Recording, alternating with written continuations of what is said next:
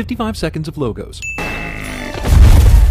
Damn it, man! That was our ride! How does Kirk not know the details of the plan enough to know that there's a beast waiting in the Red Forest for them to ride? Did Bones, the doctor, make the escape plans without consulting Kirk? The Enterprise is their god now, which makes them no different from 40 million people on Earth. This guy uses an analog clock in 2259 because he remembers the time when his grandfather... No, wait, he doesn't. Who are you?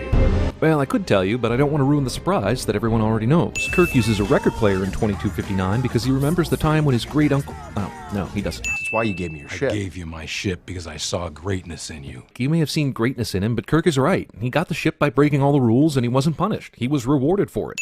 They've taken the Enterprise away from you. Oh, don't worry, I'm sure Kirk will have the ship back in 4 minutes' time because of some unforeseen catastrophe. Mentor finds protege in extremely remote hiding location and dismisses it with throwaway line about knowing the protege really well cliché. Wow, Pike is not only a block, but he totally made that girl disappear completely. Right now it's a damned hole in the ground. 42 men and women are dead. I don't know, 42? That seems awfully low considering all the people that we saw in the building at the time, and the magnitude of the explosion. This is awesome Minority Report style technology, but it's really impossible without multiple cameras. None of Starfleet's senior captains and first officers notice the blinding red light entering the room for several seconds. How does Kirk manage to avoid dying or being hit by any bullets, shrapnel, or glass when this huge glass wall explodes behind him? Okay, so the senior leadership is all in one room so that the so-called Harrison can blow everyone away, but did Starfleet's airspace defense go drinking while this meeting occurred? How does a ship, especially one that has been reported stolen, fly towards Starfleet headquarters without being identified and warned and probably shot down before it ever gets a chance to fire into this war room? The gun clearly hits the underside of the ship and is about to fall harmlessly, but then manages to hit its target anyway. Why does Spock use Pike's last few seconds of life to basically rape his mind and steal his memories? It's not only morally wrong, it's illogical. Oh, now some aircraft show up. It's a portable transwarp beaming device. Excuse me? Portable transwarp beaming device? Why doesn't, like, everyone in Starfleet have one of these? This little montage of ships is pretty awesome. But why would the Admiral who has developed a secret evil starship include a model of said secret evil starship right out in the open for all to see? I'm fine, Bones. The hell you are. Movie strongly hints that something is wrong with Kirk health-wise and then just drops it and never explains it. Is that a red starship? Why would you make a red starship? And why just one when the entire rest of the fleet is clearly silver and gray? Why is Scotty the only one really inspecting these torpedoes and giving a shit about their contents? There are 2 science officers on board. One specializes in advanced weaponry. I guess we can just chalk it up to the fact that they needed someone off the ship later to help the crew out, so they pulled a name out of the hat and decided Scotty would be the one who gets morally righteous and quits. Your vitals are way off. More ominous and ambiguous worry about Kirk's health. Does he have a health problem? Your guess is as good as mine. The movie will never address it again. Chekhov gets on his red shirt, goes to engineering, and does a check on all systems in the span of about 30 seconds. JJ's cheating with time again here because Kirk leaves the bridge, Sulu sits in the chair and starts his message to the cargo bay about prepping the shuttle, and before that very message is even done being broadcast, we have Kirk, Spock, and Uhura already in new outfits arriving at the ship. Fantastic. Good thing you don't care about dying. I am sorry, Lieutenant. Uhura turns this away team mission into a Katherine Heigl movie. Why was there a need for a disguise? And if there was a need for a disguise, why is it okay to remove it now? Sounds like we have a Superman on board. Nope, he would have broken everyone's necks by now. Wait, so am I to understand the Starfleet communicators can reach from Klingon space to Earth? Is there even any limit on their range? Isn't there like a host of problems in this very movie that could be solved if they just picked up their long-range cell phone communicator and buzzed someone? I understand you want to put your main characters in as many scenes as possible, but honestly, you send your chief medical officer along with the weapons chick to open a potentially deadly torpedo? No, you don't.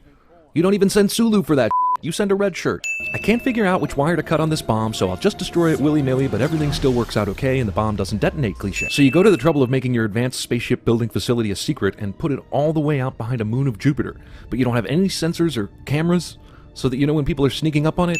My name is Khan. Surprise! But only if you're 4. ETA of the incoming ship.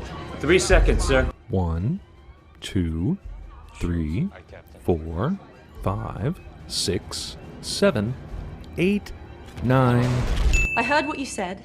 How does Carol Marcus have a British accent when her father has a grizzled, Peter Weller accent? Listen to the way Admiral Marcus says John Harrison here. The fugitive John Harrison, you went... Could they seriously not get Peter Weller into a green screen somewhere to re-record that line? Oh no, they pulled out the guns that take a really, really long time to shoot anything.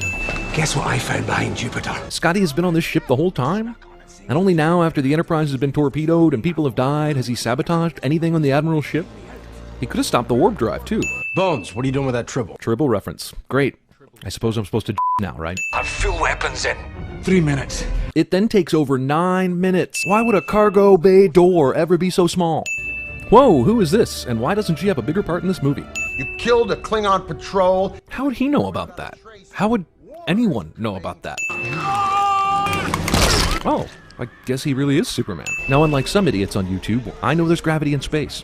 But apparently in the future, anything just drifting near the Earth at, say, moon distance is pulled to a fiery death within 2 minutes. Since we know the torpedoes getting transported are armed, how come Khan couldn't figure that out? Don't these ships know when other ships do certain things, like arm missiles through various bullshit heat signatures and sci-fi nonsense?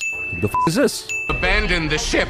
All due respect, Commander, but we're not going anywhere. Man, you know what would come in really handy right now? A standard issue portable transwarp beaming device. There's pretty much no way this happens. And does Chekhov have the strength to grab roughly 400 pounds out of midair and keep a firm grip on it without falling himself? Why is there a brewery in the middle of the starship? Not one of these kicks Kirk does has any business actually helping shove the housing back into place. His angle of attack is all wrong if he's actually trying to move it laterally. Even when he succeeds, the kick is down, and somehow the housing goes down, then over and back up into place. Now wait just a damn minute. Sulu said the ship would be incinerated upon re-entry if they didn't get the shields back up, and then we saw the ship go through the clouds, which I'm pretty sure comes after you've entered Earth's atmosphere, and then the shields come back online? Shields restored. Star Trek Into Darkness steals Kirk's Khan screen from Star Trek The Wrath of Khan. I thought this movie ended already. Well, people give Man of Steel a lot of for all the innocent people that must have died during the final battle, but damn. I mean, this is a lot of dead people right here. Why does Khan bother throwing Spock on top of the transport when throwing him off the transport might actually kill him? This Spock as an action hero scene would work a lot better if it featured someone other than Spock. Bring them up to the ship. As they keep moving, I can't get the lock on either of them. Can you beam someone down? How is it you can't get a lock on two people fighting because they're on a moving target, but you can beam someone down to the moving target? It only took one shot to stun Khan earlier, but now it takes a million. The movie completely undercuts any emotional punch by copping out and reviving the tragically dead main character 12 minutes after he died.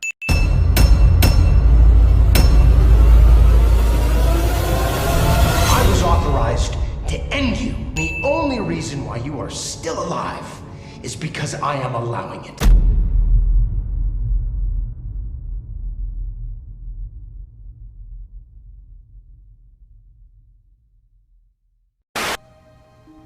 They're sending you back to the academy. Oh, back to school, to prove to Dad that I'm not a fool.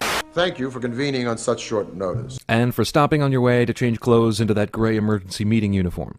War is coming, and who's gonna lead us? You? They're fueling their missiles. We don't have time to f*** around. I think that guy over there is just playing Galaga. They say most of your brain shuts down in cryosleep. All but the primitive side. My name